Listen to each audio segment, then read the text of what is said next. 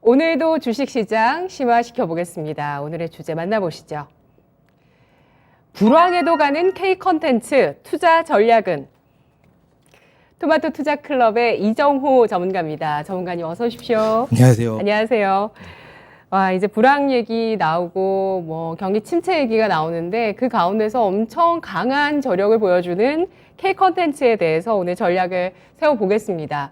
이상한 변호사 우영우 네. 이 드라마 보셨나요? 네, 다 봤습니다. 나온 건 다 봤어요. 예, 4회까지 나왔더라고요. 그리고 오늘 밤에 또 방영이 네, 되죠. 맞습니다. 네. 수목 드라마, ENA 채널을 통해서 볼 수 있는 드라마인데 시청률 출 보니까 꾸준하게 상승을 해서 5% 돌파됐고요. 또 넷플릭스에서도 방영이 되는데 넷플릭스에서 비영업권 드라마에서 또 1위까지 차지하기도 했습니다.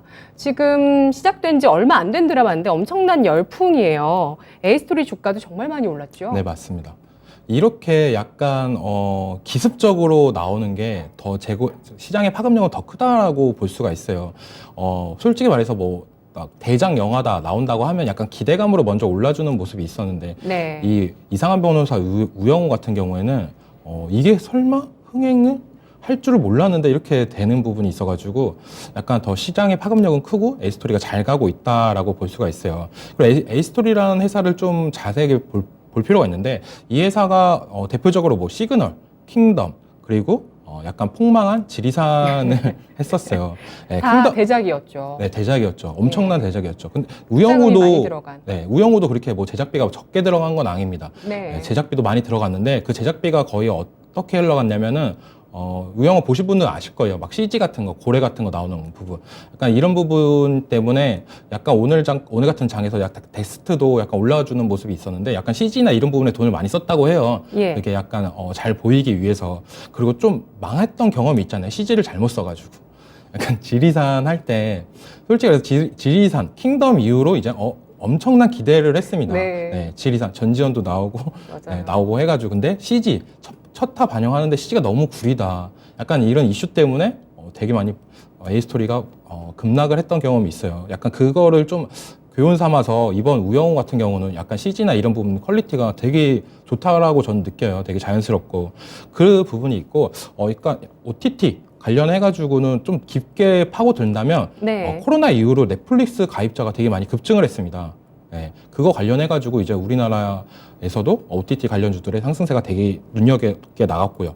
넷플릭스라고 한다면은 팡주에서 한 축을 담당할 정도로 약간 미국 기술주에서 큰 이슈를 차지하고 있었는데 그 부분 때문에 약간 넷플릭스가 상승하면서 우리나라 OTT 시장을 이끌었다라고 저는 생각을 해요. 그러면서 OTT 시장이 올라가면서 갑자기 메타버스, NFT도 이 컨텐츠 관련주들에 같이 묶이면서 거품 아닌 거품이 작년에 엄청 많이 꼈다라고 저는 느낍니다.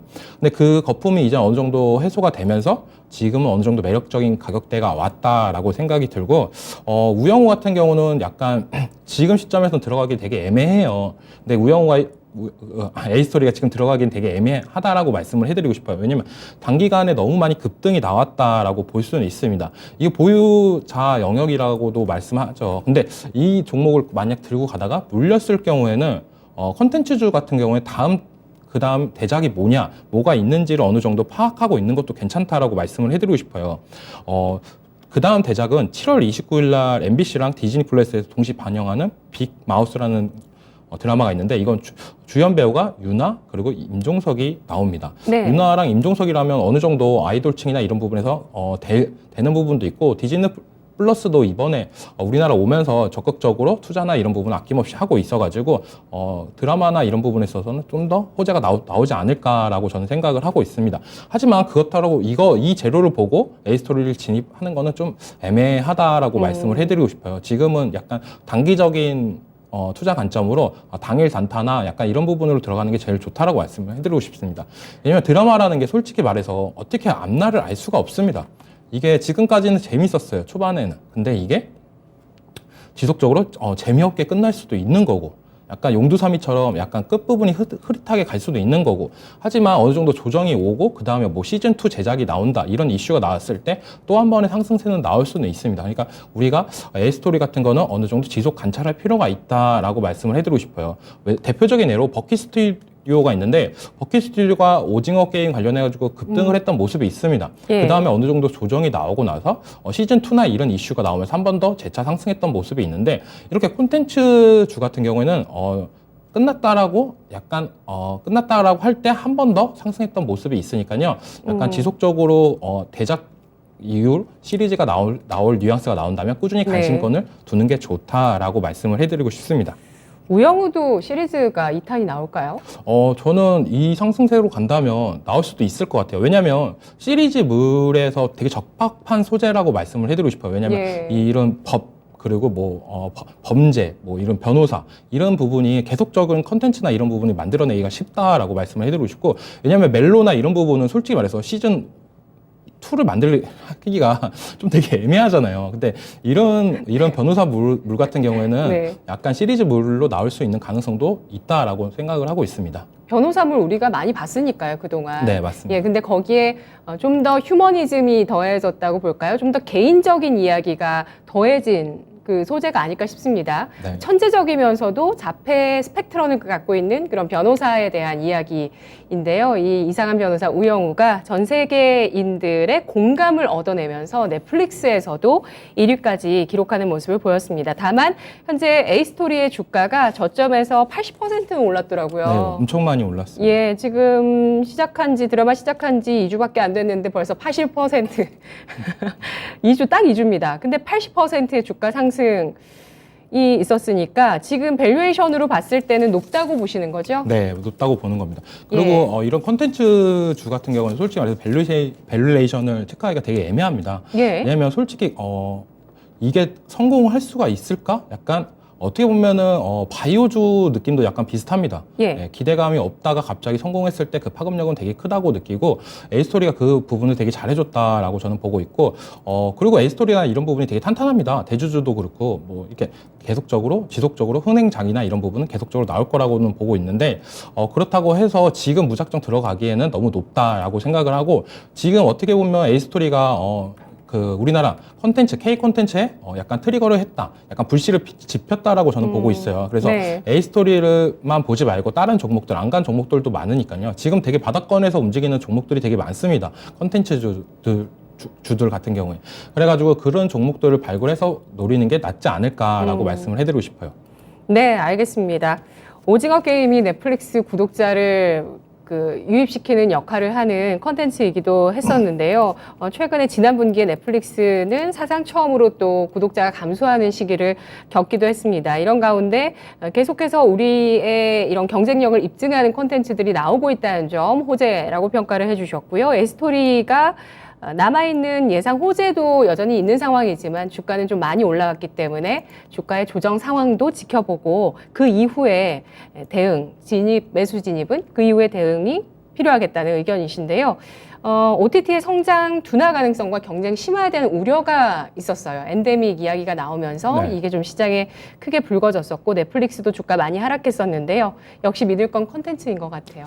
네, 맞습니다. 저도 그렇게 생각을 하고 있습니다. 왜냐하면 대표적으로 넷플릭스가 진짜 큰 타격을 받던 게 예. 11년 만에 유료 구독자가 줄어드는 모습이 나왔습니다. 지속적으로 올라갔던 모습도 있고요. 근데 그 부분이 코로나 이후로 되게 급격하게 유료 구독자 수가 늘어나가지고 어떻게 보면은 줄어들 수밖에 없을 정도로 그만큼 많이 늘어나서 그랬다라고 저는 보고 있는데 예. 근데 주가의 충격은 되게 컸습니다. 그때 넷플릭스가 25%의 하락세가 나오면서 약간 시장에 타격을 줬는데 그래도 우리나라는 계속적으로 웨이브 그리고 티빙 이쪽에서는 지속적으로 계속 투자를 계속 하고 있습니다. 대기업들에서.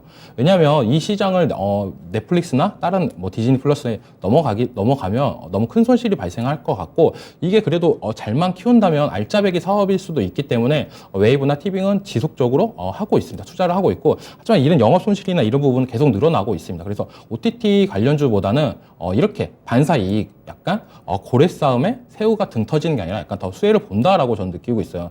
그래서 역시 콘텐츠주나 이런 부분 제작을 하고 있는 회사들의 가치가 더욱더 늘어날 거다라고 생각을 하고 있습니다. 왜냐하면 좋은 드라마나 좋은 영화 이런 거를 자기네 플랫폼에서 나오게 하고 싶지 다른 플랫폼에 넘겨가기 싫으니까 이런 부분 때문에 가치는 더욱더 상승할 거라고 라고 생각을 하고 있기 때문에 OTT 플랫폼보다는 약간 컨텐츠주 쪽으로 많이 쏠리는 게 낫지 않을까라고 생각을 하고, 컨텐츠주가 좋은 게 OTT만 노리는 게 아니라 이제는 코로나 이후로 이제 영화 산업이나 이런 부분도 지속적으로 확장을 할 수 있는 부분이 있기 때문에 네. 더욱더 좋을 거다라고 말씀을 해드리고 싶어요.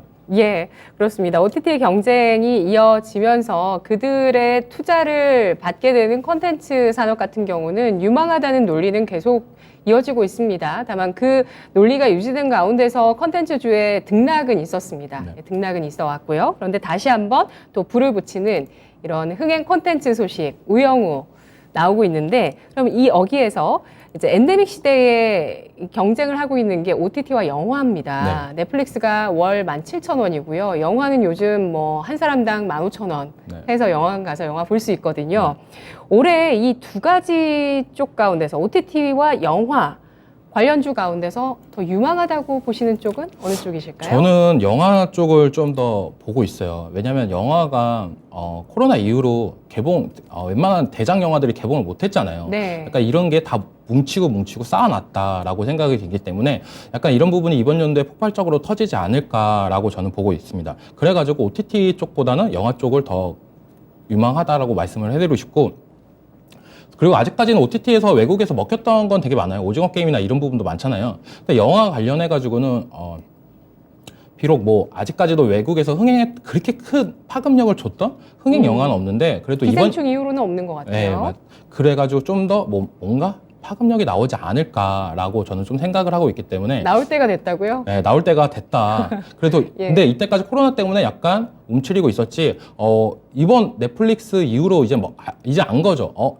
이 K 콘텐츠가 우리나라 시장, 그 아시아 시장에서만 먹히는 게 아니라 이게 잘하면 전 세계적으로도 나올 수도 있겠구나. 우리나라에서 흥행했던 영화들이 이제는 해외에서도 더욱더 각광받고 더욱더 흥행할 수가 있겠구나라고 저는 좀 미래의 시나리오까지도 생각을 하고 있습니다. 그러니까 그런 부분에 있어서 좀 더 매력적으로 다가가지 않을까라고 생각을 하고 있기 때문에 올해 기준으로만 봤을 때는 OTT보다는 영화가 더 좋다라고 말씀을 해드리고 싶습니다. 네. 코로나 팬데믹 이후에 첫 1000만 관객 동원 영화를 이정호 전문가님이 예상해 주셨어요. 네, 범죄도시2. 범죄도시2가 한 그때 보러 가셨을 때가 500만 300만 300만? 네, 때였는데 예. 제가 보고 왔는데, 와이프랑 같이 보고 왔는데 이게 되게 재밌는 거예요. 네, 요즘 우리가 원하는 그런 스토리 되게 답답했잖아요. 코로나 시대 때 어떻게 보면 되게 답답했던 액션 영화나 이런 부분을 갈증을 해소하는 영화였다. 마동석 그 주연 배우님이 어떻게 보면은 한 방에 다 나가 떨어지는 모습이 우리가 원했던 이런 액션 영화였구나. 이런 거는 왜냐면 집에서 TV로 봤을 때 그런 액션 씬이 약간 맛이 안 살립니다. 근데 극장에서 봤을 때 막 주먹 팡팡 하고 하면은 저는 보면서 깜짝깜짝 놀랐던 기억이 있고, 사람도 되게 많았고, 그리고 뭐 이제는 뭐 팝콘도 먹고 콜라도 먹는 분위기로 다 나가지고 있어가지고 사람이 되게 많았던 걸 기억하고 있어요. 그래서 이거 되게 흥행을 하겠구나라고 네. 생각을 했었습니다. 1000만 관객뿐만 아니라 전 세계적인 돌풍을 일으킬 수 있는 영화가 또 조만간 나올 수 있을 것이라는 전망을 해주시는데요. 하반기 주목할 만한 흥행 기대작들 좀 확인해 보겠습니다. 네. 뭐 드라마도 좋고요, 영화도 좋고요. 먼저 영화 쪽을 먼저 볼게요. 영화는 뭐 7월 달에 이제 개봉 예정인 외계 플러스 인 1부가 있는데, 이 감독도 되게 탄탄합니다. 네, 최동원 감독의 주연 배우는 유준열, 김우빈, 소지섭 입이 있고요. 이게 CJ ENM에서 배급을 하기 때문에 좀 더 관심 있게 봤으면 좋겠다라고 말씀을 해드리고 싶고, 그리고 두 번째는 뭐 한산 용의 출연이 있고 김한민 감독입니다. 그리고 박해일 주연 배우가 있고, 이것도 네. 7월 달에 개봉을 합니다. 예. 어떻게 보면 되게 박터지죠. 되게 쟁쟁한 분들이 이제는 줄줄이, 여름에 어떻게 보면 영화는 되게 기대작이 많습니다. 네. 여름 그리고 추석 그리고 연말 이렇게 볼 수가 있는데, 그 중에 이제 시즌이 왔다, 영화 시즌이 왔다라고 저는 생각하고 있고, 그리고 또 비상선언, 그리고 이것도 되게 화려합니다. 송강호, 이병헌, 전도연, 김남길이 있고 배급사는 슈박스로 돼 있고요. 그 다음에 헌트, 이정재 배우가 드디어 이제 30년 만에, 데뷔 후 30년 만에 이제는 감독으로 해가지고 영화를 찍었어요. 근데 이게 또 이정재 플러스 정우성입니다. 남자들이라면 볼 수밖에 없는 영화고요. 약간 그래요? 옛날에 예. 어렸을 때 봤던 태양은 없다. 그게 네. 좀 약간 생각이 납니다. 그 정도로 약간 남자의 심장을 두근거리게 하지 않을까. 그리고 또 장르도 첩보입니다. 그래서 이게 흥행만 잘 터진다면 이런 영화가 약간 외국으로 수출도 되지 않을까. 왜냐면 이정재라는 배우가 오징어 게임 이후로 약간 네임밸류가 되게 많이 올라갔습니다. 그만큼 이런 부분이 진짜 아직 뭐 개봉하지는 않았지만 자기가 네. 감독까지 하면서 되게 공들여서 만들었다면 이게 만약 개봉을 하고 이게 해외까지도 수출되고 막 이런 부분이 나온다면 우리나라 영화계의 위상이 한 번 더 올라가지 않을까라는 거 저는 생각을 하고 있고 암살 작전이네요. 네 약간 예. 첩보물이고 이런 부분이 있기 때문에 암살에 대한 이야기입니다. 네. 엄청 저도 보고 싶다는 느낌이 들어요. 왜냐면 제 나이 때 또라이 사람들은 다 아시잖아요. 약간 비트 그리고 태양은 없다. 약간 이런 세대인데 네. 이런 남자의 가슴을 움직이는 영화가 또 나와준다라고 말씀을 해드리고 싶고 그 다음에 또 기대되는 게 교섭이란 영화인데 황정민 플러스 현빈입니다. 네, 이것도 이제는 어떻게 보면 콘텐츠리 중앙 자회사에서 배급사 플러스 M에서 하고 있기 때문에 콘텐츠리 중앙이나 이런 부분도 좀 더 눈여겨보면 괜찮다라고 말씀해드리고 싶고 왜 영화가 이번 연도 되게 더 기대가 된다고 했던 이유가 이거 딱 들으시면 알 거예요. 아바타 2가 이번 연도 개봉 예정입니다. 연말에. 근데 이 아바타가 전 세계 영화 매출액의 1위였어요. 네. 그만큼 파급력이 크지 않을까. 그리고 아바타 2가 나온다면 이때까지 좀 메타버스 관련주들이 많이 물려있는 분들이 많을 거라고 전 느껴요. 근데 이 아바타 2 흥행 이후로 약간 메타버스나 이런 부분이 다시 한번 열풍을 불지 않을까. 왜냐 아바타 1 같은 경우도 약간 가상현실을 토대로 만든 영화잖아요. 이런 부분이 2로 넘어가면서 제작비는 더 어마어마하게 들면서 만들었습니다. 그만큼 이제는 메타버스 관련주도 연말 되면은 슬슬 저는 이제 관심권을 가져야 되지 않을까. 그 이유가 바로 영화 아바타 2가 개봉하기 때문이다라고 말씀을 해드리고 싶고.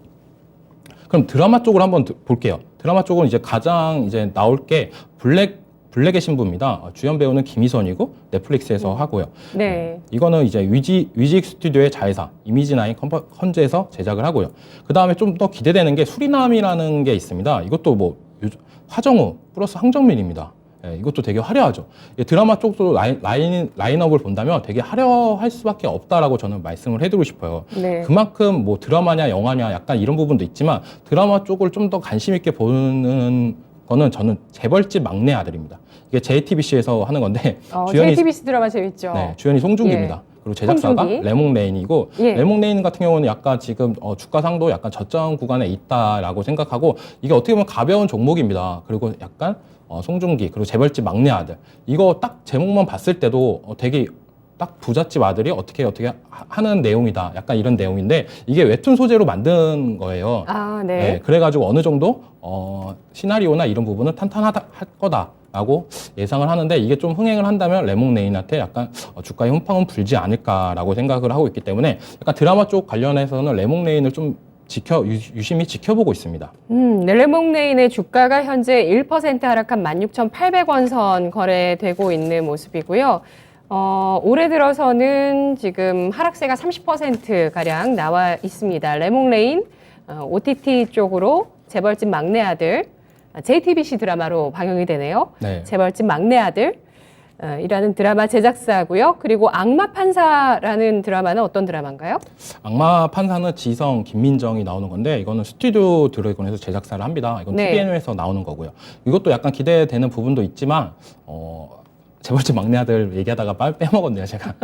네, 그게 더 재밌을 것 네, 같다는 그래서 약간 말씀이신 것 왜냐면 같고. 스튜디오 드래곤이나 약간 예. 이런 부분은 약간 무거운 부분이 있어가지고 약간 전체적인 실적이나 이런 부분이 많은 영향이 끼칩니다. 하지만 레몽레인 같은 경우에는 어떻게 보면은 되게 시총 낮은 종목입니다. 1000억대 종목이라서 이렇게 제대로 된 흥행작이 나온다면 주가의 밸류레이션이나 이런 부분은 한층 더 올라갈 거다라고 생각을 하고 있기 때문에 레몽레인을 좀 더 유심히 보고 있습니다. 네, 저는 블랙의 신부도 재밌을 것 같아요. 김희선 주연의 이 드라마 넷플릭스에서 방영이 되는데 사랑이 아닌 조건을 거래하는 상류층의 결혼 정보에 대한 사랑과 욕망을 그리는 그런 드라마라고 합니다. 재밌어 보이는 드라마 또 영화 굉장히 많아 보이는데요. 어떤 게 흥행할지 좀 예견을 들어보고 싶은데 김희선 배우님은 또 옛날에 또 예. 토마토라는 드라마를 나왔었죠. 약간 기억이 나네요, 갑자기. 네, 김희선. 거기서 또 엮어보시려고. 네, 우리 토마토니까 약간 김희선 네. 블랙의 신부도 좀 더 눈여겨 볼 필요가 있다라고 말씀을 해드리고 싶습니다. 네, 알겠습니다. 콘텐츠 제작사의 주가들을 한번 좀 살펴보면서 탑픽을 꼽아보겠습니다. 네. 저평가돼 있다고 보세요? 이 이 컨텐츠의 세계는 컨텐츠 주가는 솔직히 말해서 되게 가혹하다라고 저는 말씀을 해드리고 싶어요. 예. 왜냐면 우리 A스토리 다들 기억하시죠? 지리산 딱 방영하고 주가 어떻게 됐죠? 바로 확 꽂아 내렸습니다. 예, 이만큼 솔직한 주식도 없다라고 봐요. 종목도 없다라고 보는 게 약간 컨텐츠 주기 때문에 컨텐츠 주는 약간 저평가다 이런 부분이 아니라고 저는 보고 있습니다. 하지만 지금 작년에 너무 많이 올랐고 메타버스 NFT로 엮이면서 많이 올랐고 지금은 약간 그거에 비해서 많이 하락했던 구간이다라고는 말씀을 해드리고 싶어요. 근데 저평가 구간이다라고는 말씀드리기가 애매합니다. 왜냐하면 흥행을 할 수가 있고 흥행을 못할 수도 있고 약간 이런 부분 판도가 바뀌는 부분이 있기 때문에 약간 저평가다라는 단어는 컨텐츠 주에서는 약간 사치다라고 말씀을 해드릴게요. 네, 그 중에서 좀 관심 있게 보는 종목은 쇼박스랑 버킷 스튜디오인데 버킷 스튜디오 같은 경우 오늘 장에 좀 많이 올랐습니다. 약간 많이 올랐어요. 왜냐면 이정재 배우가 에미상 관련해가지고 후보로 되는 부분이 있기 때문에 그거 관련해가지고 오늘 시가는 많이 안 올랐지만 계속적으로 오르면서 오늘 거의 20%대까지도 올랐다는 모습이 나오는데 그거 관련해가지고 버킷 스튜디오는 약간 더 관심 가지면 되지 않을까. 이 에미상이 차라리 수상을 못했으는 게 더 좋을 것 같아요. 저는 솔직히. 그래도 주가 올라가나요? 아니요. 그래야 헌트 관련해가지고 약간 더 진입할 수 있는 구간이 나오지 않을까라고 생각이 들기 때문에 네. 만약에 수상을 한다면 우리나라 입장에서는 되게 좋겠지만 만약에 버킷 스튜디오를 안 들고 있는 입장에서는 좀 뭔가 아쉬울 수도 있다라고 말씀을 해드리고 싶어요. 근데 차라리 이번에 수상을 못하고 약간 주가가 다시 하락했다면 다시 한번 헌트 개봉일을 맞춰서 약간 더 상승할 수 있는 여력을 만들지 않을까라고 말씀을 해드리고 싶고 쇼박스 같은 경우도 이제 비상선언 개봉일이 이제 나오잖아요. 송강호 그리고 이병헌 이게 계속적으로 지금 홍보를 지금 들어가고 있습니다. 지금 우리가 계속 보자면 인터넷만 열어도 막 영화 관련해가지고 치면 이제 비상선언이나 이런 부분이 계속적으로 나오고 있기 때문에 이것도 되게 기대되는 작품 중에 하나라고 저는 보고 있기 때문에 쇼박스도 지속 관심권으로 갖는 게 좋다라고 말씀을 해드리고 싶어요. 이 두 종목을 좀 눈여겨볼 필요가 있지 않을까라고 말씀을 해드린 게 아까도 얘기했다시피 영화는 이제 여름 시즌이 되게 피크다라고 말씀을 해드리고 싶고 그 다음에 추석, 그 다음에 연말인데 여름 시즌에 잘만 수익을 난다면 그걸 상승으로 이제 추석 때 또 대장 영화 관련해가지고 또 수익을 볼 수 있는 여력이 생길 수 있다라고 말씀을 해드리고 싶습니다. 네, 올드트리님께서 비상선언 어느 회사가 만들었죠? 라고 하셨는데요. 투자 배급 쇼박스, 이 쇼박스 탑픽으로 꼽혔고요. 그리고 또 영화 헌트, 이정우 전문가가 개봉을 고대하고 있는 이정재, 정우성 주연의 이 영화 헌트 관련주는 버킷 스튜디오 이 두 가지 종목 탑픽으로 꼽아주셨는데요. 밸류에이션보다는 흥행 여부에 대해서 주목하면서 투자해야 된다는 의견입니다. 하락장을 뚫어준 엔터주. 약세장 속에서도 이 강세가 돋보이고 있는 엔터주 상승 모멘텀 짚어볼게요. 엔터주 어떻게 보면은 OTT 관련주랑 OTT 컨텐츠 관련주랑 엔터주랑 약간 비슷하면서 다른 거라고 저는 생각을 해요. 같다라고 한다면은 똑같이 K 문화 컨텐츠 그렇게 통용이 될 수 있는데 이 엔터주 같은 경우는 약간 요즘 분위기는 더 좋습니다. 그 이유는 제가 좀 지켜봤는데 어떻게 보면은 다들 그랬을 거예요. 코로나 때 엔터주는 이제 망했다라고 생각했던 부분들이 되게 많을 겁니다. 왜냐면 공연 수익이나 이런 부분이 되게 크게 차지하고 있기 때문에 이제 코로나 때문에 이제 그런 모임이나 이런 부분이 안 되기 때문에 많이 떨어질 거다라고 생각했는데 이 엔터주들이 다 동반적으로 영업이익이나 이런 부분이 폭증했습니다. 왜일까 봤는데 이제 완전 바뀐 거죠. 판도가 CD 음반 판매량도 계속적으로 늘어나고 예. 또 되게 웃긴 게 제 조카가 있는데 온라인 콘서트를 보더라고요. 그게 진짜 엄청나죠. 네, 그게 엄청 생각도 못했습니다. 우리는 이해하지 못하는 문화입니다. 네, 어쩌면. 이해하지 못하는 문화인데 어르신들 그래도 또 보고 계실 수도 있어요. 저는 온라인 콘서트 안 가봤거든요. 그리고 되게 인상 깊었던 게 예. 그 생일이라고 선물을 사달라고 그랬어요. 네네네. 그래서 뭘 갖고 싶냐 하니까 CD를 갖고 싶대요. CD를 갖고 싶다는데 그래 가서 사줄게 하니까 하나만 골라 이러는 거예요. 아니 여러 개 골라 이랬거든요. 그래서 그 홍대에 되게 유명한 CD집을 갔어요.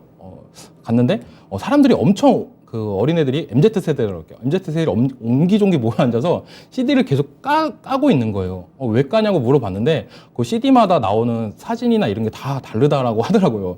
우리가 포켓몬빵을 먹듯이 CD 그 비싼 거를 거의 15,000원에서 2만 원 정도 했던 것 같은데 그 종류별로 막 사서 그걸로 그 자리에서 뜯고 사진 원하는 게 나오고 뭐 이런 걸 봤을 때 주로 여자애들인가요? 네, 여자 남자애들? 조카였습니다. 여자애들. 네, 그거 봤을 때 되게 네.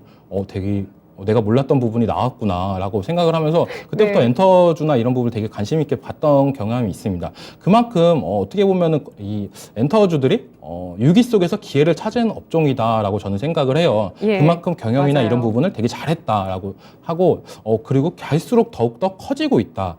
그래가지고 이 엔터주는 어떻게 보면 이제 우리나라 증시의 한 축을 담당할 정도로 많이 커왔다라고 저는 생각을 하고 있습니다. 그만큼 그리고 엔터주의 장점이 뭐냐면 어떻게 보면 이번 증시가 하락하는 게 인플레이션 관련 때문에라고도 많이 생각을 하잖아요. 근데 이 엔터주의 장점은 원자재가 안 들어요. 그냥 다 인건비 그런 부분밖에 없기 때문에 약간 이 원자재 상승 리스크나 이런 부분에서 자유롭다라고 말씀을 해드리고 싶고, 이게 또 우리나라에서만 잘 되는 게 아니라 해외까지도 나간다면 지금 달러 강세인데 그런 부분도 좀 더 흥행 여파가 있다라고 보고 있기 때문에 엔터주는 지속적으로 관찰할 필요가 있다라고 말씀을 해드리고 싶습니다. 네. 그리고 많은 엔터사들의 컴백 일정도 정말 엄청나게 많더라고요. 네. 많이 기대들을 하세요. 네, 지금 어떻게 보면 지금 우리나라 엔터 3사에서 이제 하이브까지 상장하면서 이제 엔터 4사라고 하는데, 예. 하이브부터 먼저 짚어보자면 네. 방탄이 노래는 나왔고 근데 약간 이번에 악재 때문에 많이 급락이 나왔습니다. 그래서 방탄 관련해가지고는 뭐 하반기에는 솔로 앨범 멤버들의 솔로 앨범이 한 2개에서 3개 정도가 예약돼 있고, 그다음에 세븐틴 그리고 TXT가 월드 투어 계획이 있습니다. 그리고 르세라핌이 이제 추가적으로 컴백한 계획도 있고요. 근데 하이브만 봤을 때 약간 하이브의 덩치를 보면 방탄이 거의 90%입니다. 거의 그 정도로 보이는데, 그만큼 방탄이 이번에 단체 활동이 많이 줄어들고 솔로만 한다는 게 좀 어떻게 보면 하이브의 매력을 많이 떨어뜨리는 부분이다라고 저는 보고 있고, 그 다음으로 좀 눈여겨보는 회사는 JYP인데 JYP가 좀 화려합니다. JYP는 어떻게 보면 이런 말을 하면 안 되는데 이 잘 굴리는 회사로 진짜 잘 돼 있어요. 왜냐면 좀 제가 트와이스도 되게 좋아합니다. 트와이스는 되게 좋아하는데, 네. 트와이스는 트와이스에서 누구 좋아하세요? 저요 나연 좋아합니다. 아, 역시. 네, 트와이스 네. 좋아하는데 예. 약간 뭐랄까 JYP 시스템이 이번에 트와이스 하면서 나왔대요. 그러니까 원래 기존에는 약간 그룹마다 약간 따로따로 스타일리시나 이런 부분이 따로 있다가 이때 뭐 컴백할다고 하면 뭉쳐서 이렇게 했다고 하는데, JYP가 이제 그렇게 하면 너무 시간적 제약이 오래 걸리니까 아예 트와이스 팀을 만들어서 아예 전폭적인 지지를 하면서 트와이스 컴백 기간이나 이런 거 봤을 때 되게 빨리 나왔습니다. 이번에 좀 컴백 기간이 길어졌던 부분은 약간 재계약 이슈나 이런 부분 때문에 좀 길어졌던 건데, 이런 부분도 이제 재계약 이슈가 이제 해소가 되면서 이제 JYP는 날개를 달았다라고 볼 수가 있고, JYP의 강점이 또 뭐냐라고 한다면 일본 관련해 가지고 좀 탄탄하다. YG가 약간 미국 북미 쪽이 강하다고 본다면 JYP 그리고 SM 쪽이 일본 쪽은 탄탄하다라고 말씀을 해드리고 싶고, JYP 관련해 가지고는 모든 아티스트들이 거의 다 컴백을 합니다. 그렇게 안 나오던 2PM까지도요. 2PM이 거의 동남아시아에서는 엄청 인기가 많아요. 지금 뭐 예. 군대 이슈 때문에 약간 컴백 기간이 되게 오래 걸렸던 뿐이지, 이제 다시 나온다면 다시 한번 또 흥행이 될 거라고 저는 보고 있고요. 그리고 또 니주가 일본 아레나 투어가 계획돼 있고, 스트레이트 키즈가 월드 투어가 계획돼 있습니다. 이 스트레이트 레이 키즈도 스트레이 키즈. 네, 스트레이 키즈. 네, 이 키즈도 저는 잘 모르는데 되게 유명하다고 하더라고요. 그럼요. 지금 거의 뭐 제2의 방탄이라는 소리도 나오고 있고. SM에는 NCT가 있잖아요. 네, NCT가 있죠. 예. 그 조카가 좋아하는 애가 NCT입니다. NCT가 근데 네. SM 쪽으로 넘어와서 NCT에서 좀 자세하게 얘기해 드릴게요. 이제 예. 제가 또 이제 돈 나갈 일이 생겼습니다. NCT 127이 컴백을 합니다. 예. 슈퍼주니어랑 소녀시대까지도. 소녀시대도 소녀시대 컴백. 네, 이게 좀 가장 제 나이 때는 약간 소녀시대 컴백이 좀 큰 이슈가 될 수도 있다라고 보고 있어요. 근데 소녀시대가 그렇게 큰 파장을 일으킬까? 라고는 그렇게는 생각은 안 하는데, 이게 국내 주식이니까 약간 이슈는 더 크게 불어올 거다라고 보고 있고, 그리고 또 좀 심상치 않은 게 있습니다. 에스파의 선주문량이 어떻게 보면 역대 1위를 찍었어요. 네, 그만큼 에스파가 대단하다. 지금 어떻게 보면 지금 걸그룹 중에서 거의 탑이다라고 말씀을 해드리고 싶습니다. 네. 그만큼 좀 블랙핑크도 지금 되게 잘 나가고 있고 뭐 한데 컴백 기간이 되게 길어지면서 약간 국내에서 주춤하는 모습이 나오고 있습니다. 그런 부분 때문에 조금 SM이 되게 일을 잘하고 있구나라고 생각을 하고 있습니다. 왜냐하면 에스파가 데뷔한 지 얼마 안 됐어요. 근데 지속적으로 계속적으로 언론의 노출이나 이런 텔레비 그리고 유튜브나 이런 부분에 계속 나오고 있다는 게 어떻게 보면 되게 잘 효율적으로 잘 이끌고 있고 운영을 잘하고 있다라고 볼 수 있습니다. 그 다음에 나오는 게 이제 마지막 YG 엔터입니다. YG는 약간 어떻게 보면 이번 연도 되게 기대를 많이 했습니다. 왜냐면 이제 빅뱅이 이제 완전체가 돼서 컴백을 할 거다라고 했는데 노래만 나왔지 약간 컴백 활동이나 이런 부분이 되게 없는 부분이 약간 YG에 약간 리스크를 작용하지 않을까라고 생각하는데 YG도 어떻게 보면은 하이브처럼 점점 블랙핑크 의존도가 되게 너무 많이 커지고 있다라고 네. 저는 보고 있어요. 예. 그게 악재긴 악재가 될 수도 있다라고 보고 있기 때문에 이제 차기 신규 걸그룹이나 뭐 보이그룹이 나와야 될 타임이다라고 생각하고 YG가 그래도 대단한 게 갖고 있는 재료는 너무 많아요. 블랙핑크도 있고 뭐 위너도 있고 되게 많은데 이런 부분을 활용을 잘 못한다는 게 YG의 약간 단점이지 않을까라고 생각을 하고 있고 그래도 뭐 블랙핑크가 8월 달에 이제 컴백을 한다면 그 여파는 이제 또 대박이 되지 않을까라고 생각하고 있고 블랙핑크 같은 경우에 월드 투어나 이런 부분도 티켓 파워가 워낙 강하기 때문에 우리나라보다 북미에서 더 잘 나갑니다. 그리고 걸그룹 중에 유튜브 구독자 수가 아마 1위일 거예요. 제가 기억하기로. 그만큼 네. YG도 이제 블랙핑크라는 재료를 갖고 있기 때문에 좀 더 눈여겨볼 만하다라고 말씀을 해드리고 싶습니다. 블랙핑크는 아리아나 그란데랑 구독자 수를 비교를 할 정도로 네, 맞습니다. 굉장히 뭐 국내에선 독보적인 구독자 수, 해외에 인기를 알 수 있는 대목이고요.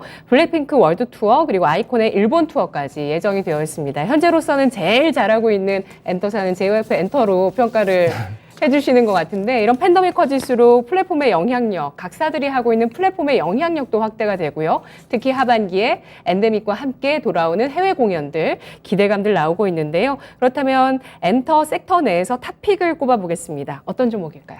엔터 탑픽은 저는 JYP를 가장 눈여겨보고 있습니다.